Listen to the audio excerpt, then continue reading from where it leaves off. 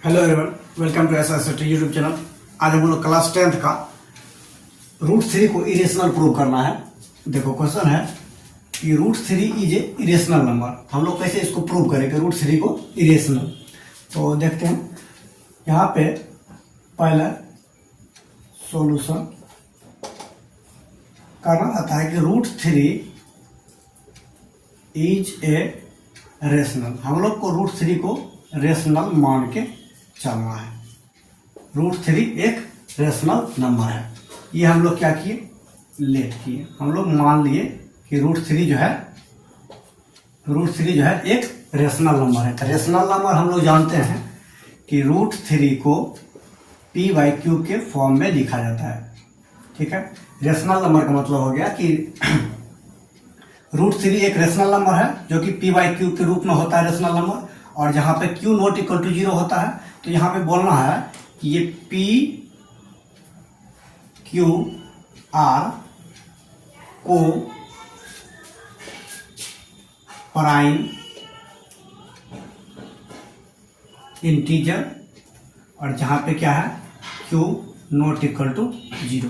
Q not equal to zero होता है और पी बाई क्यू के फॉर्म में रहता है। रूट थ्री एक रेशनल नंबर हम लोग मान लिए हैं। अब आगे क्या करना है, जब हम लोग यहाँ पे को प्राइम माने हैं इंटीजर, इसको यहाँ पे स्क्वायरिंग बोथ साइड करना है। Squaring both side, squaring both side करेंगे तो ये हो जाएगा रूट थ्री का स्क्वायर बराबर पी बाय क्यू का स्क्वायर। इसको सॉल्व करो, रूट थ्री का स्क्वायर हो जाएगा 3 और ये हो जाएगा P square by Q square. ठीक है, इसको इधर मल्टीप्लाई कर दो तो ये हो जाएगा 3 क्यू स्क्वायर बराबर पी स्क्वायर। ठीक है, एक हम लोग थ्योरम जान रहे हैं कि अगर 3 जो है ये पी स्क्वायर को डिवाइड कर रहा है, यहाँ पे क्यू स्क्वायर बराबर पी स्क्वायर बाय 3 जो है पी स्क्वायर को अगर डिवाइड करता है तो 3 जो है पी को भी डिवाइड करेगा। एक थ्योरम है यहाँ पे q square equal to p by 3। अगर 3 पी स्क्वायर को डिवाइड कर रहा है तो 3 जो है पी को भी डिवाइड करेगा। यहां से हम लोग का क्यू स्क्वायर बराबर पी बाय 3 आ गया। ठीक, तो यहां पे लिख सकते हो कि यहां पर लिख देते हैं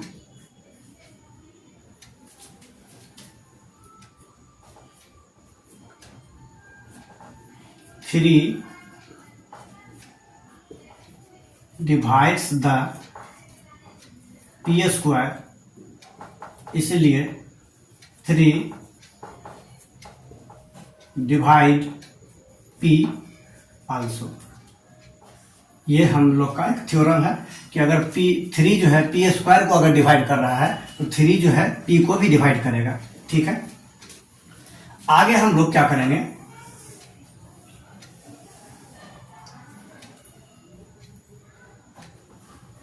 अगर 3 जो है पी को डिवाइड करेगा तो कुछ एक इंटीजर आएगा। अगर ये डिवाइड कर रहा है, ये भी इंटीजर है और ये भी इंटीजर है।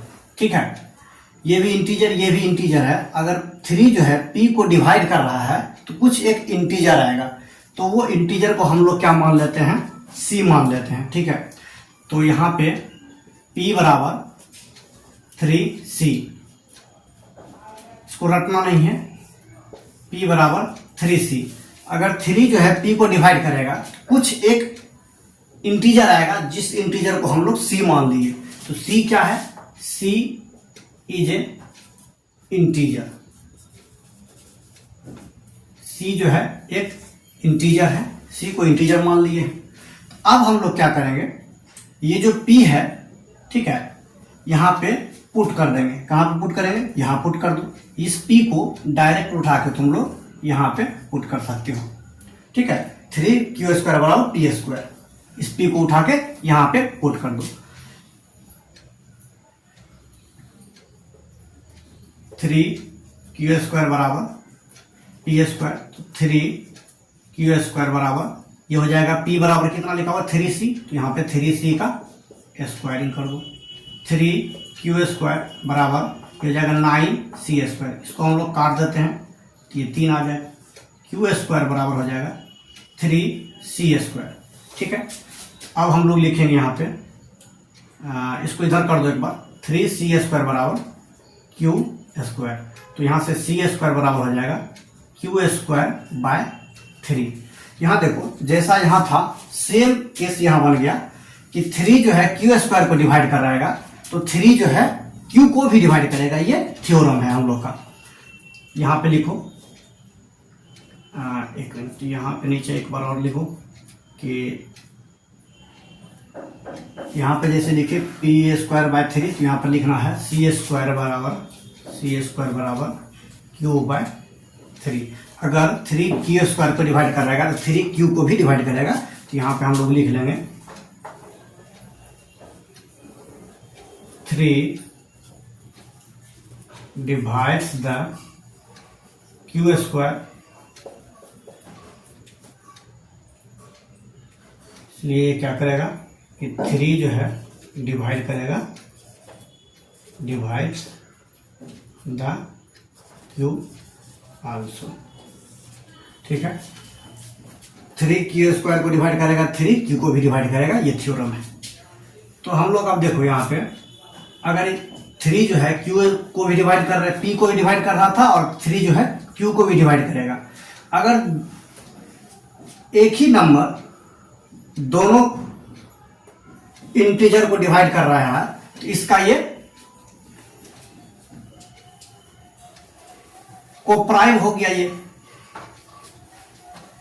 3 जो है p को भी डिवाइड कर रहा है, q को भी डिवाइड कर रहा है। अगर 3 q को और p को दोनों को डिवाइड करेगा, तो यहां पे कोप्राइम हो गया। कोप्राइम का मतलब हो गया कि एक से ज्यादा नंबर नहीं आना चाहिए था।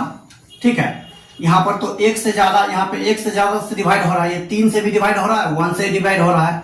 तो यहाँ पे कोप्राइम का मतलब होता है कि किसी एक ही नंबर से डिवाइड होना चाहिए। ठीक है, यहाँ पे एक ही नंबर से डिवाइड होना चाहिए, जो कि यहाँ पे नहीं हो रहा है। ये 3 से भी डिवाइड कर रहा है, ये उसको भी 3 से डिवाइड कर रहा है। तो इसलिए यहाँ पे क्या हो जाएगा, मेरा जो एजम्पशन है वो रॉन्ग हो गया यहाँ पे। तो यहाँ पे लिखो कि P, Q is not a co-prime number. P और Q जो है एक को-प्राइम नंबर नहीं हुआ। क्यों? क्योंकि यहाँ पे 3 जो है दोनों को डिवाइड कर रहा है। ठीक है, उसके बाद ये हम लोग का जो माने थे वो एजम्पशन यहाँ पे रॉन्ग आ रहा है। तो इट मीन्स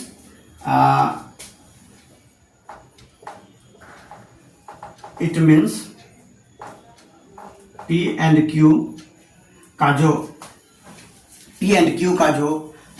फैक्टर हो गया, एक से ज्यादा हो गया, तो P and Q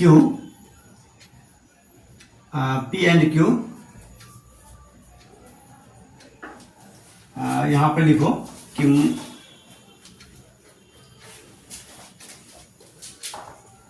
have more than 1 factor. एक से ज्यादा फैक्टर हो गया P और Q का, इसलिए को-प्राइम नहीं हुआ। तो यहाँ पे आगे यहाँ लिख दो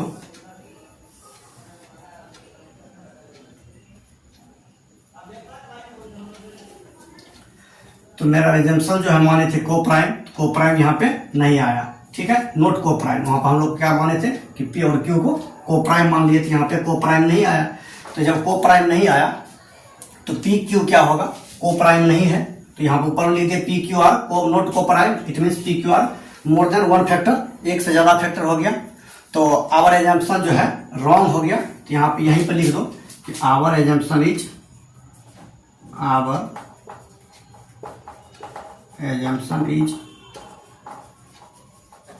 रॉन्ग। हम लोग को यहाँ पे P Q को को-प्राइम